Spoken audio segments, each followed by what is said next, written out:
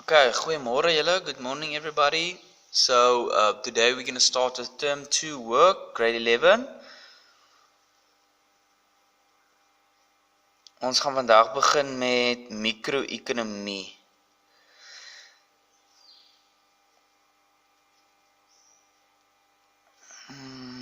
Right, so we did macroeconomics in term 1.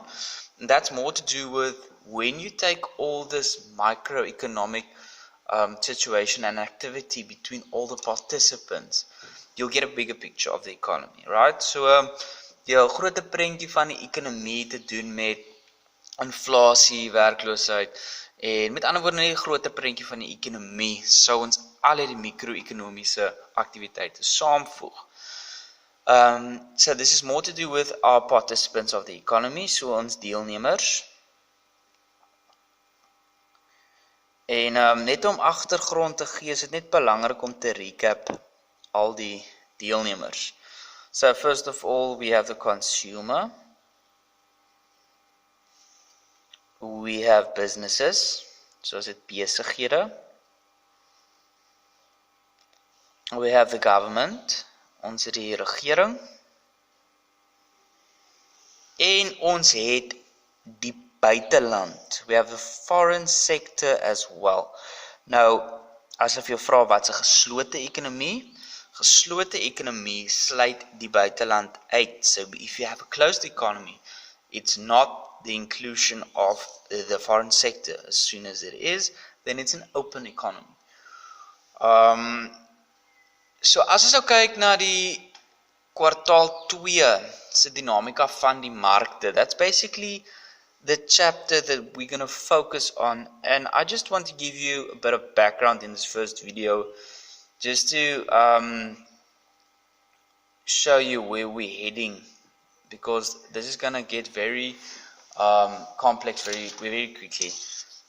So ons het die dinamika van die markte. Belangrik om te onthou, jy het twee markte van die ekonomie. So first of all, you start with the factor market, right? Factor, mark.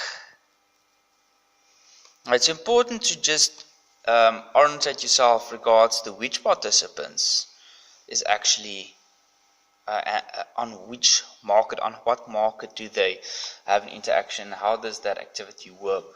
Factor mark gaan ons begin by die verbruiker besit produksiefaktore.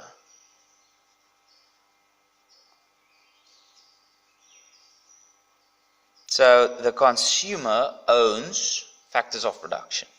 This is the first important point regards to the factor market. Now, moving on, we need to know that who's going to buy from who. And obviously with the consumer selling factors of production, the businesses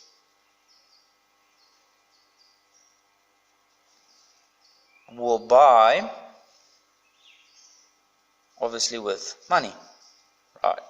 So just to distinguish between two flows, because that's something that you need to know, we really did in grade 10.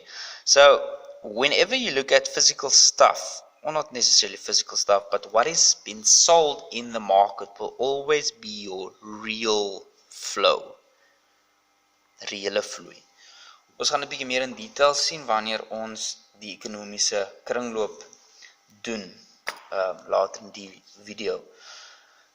Working with money is obviously, for transaction to happen, you need to have the monetary flow, monetaire vloei, and it needs to give you something in return, which is your real flow.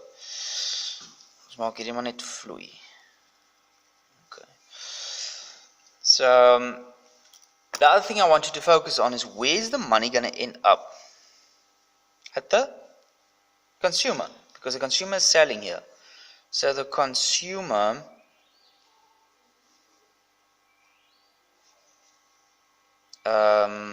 ends up with money. This money, in return, they're going to use to buy goods and services.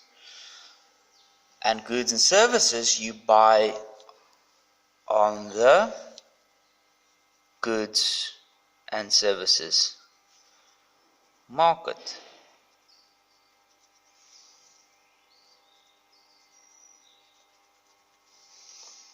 Okay, so at the goods and services market, it's again important to just go through the important 3 steps. So it's going to be the business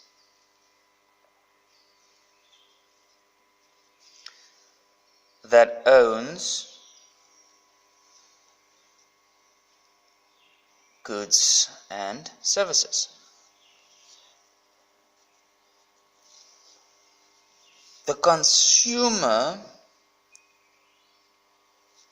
will buy with money, and then the business ends up with the money.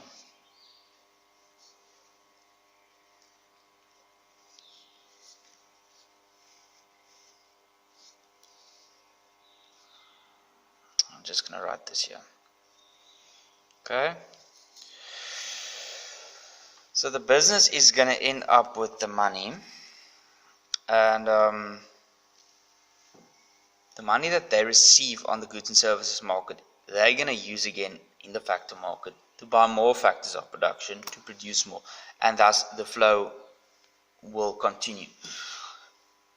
So the other thing I just want to highlight is very important, that within the different markets, the supplier and the person or the participant that demands is going to shift.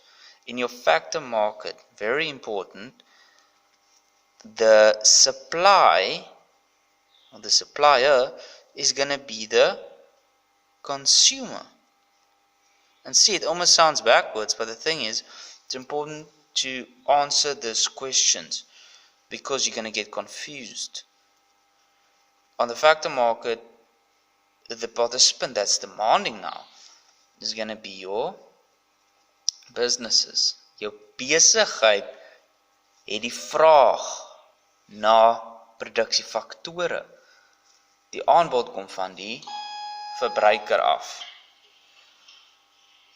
Voor die kloklijn van pauze, die volgende lede sien na die kantoor asseblief.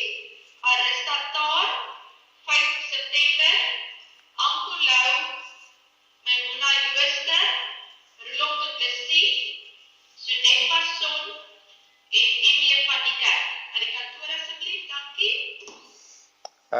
Within your goods and services market of jou goedere en dienste mark, die besigheid gaan dan die vraag of die aanbod bied.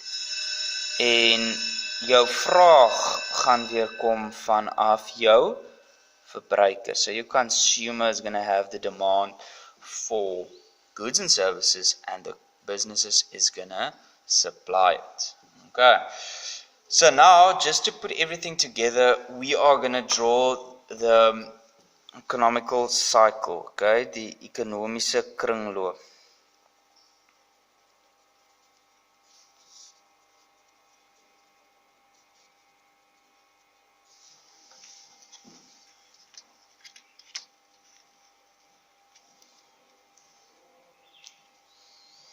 Nou, ons moet die 2 vloeie insit en ons moet op die eind van die dag die 2 markte connecteer. So we'll have the consumer here. Remember, you did this last year, so you'll quickly realize that. And remember, here you have your businesses, besighede. You'll have your factor market, factor mark, and you'll have your goods and services market of your product mark. 2 flows, remember, so you'll have your real flow from the consumer to the factor market to the businesses. You will have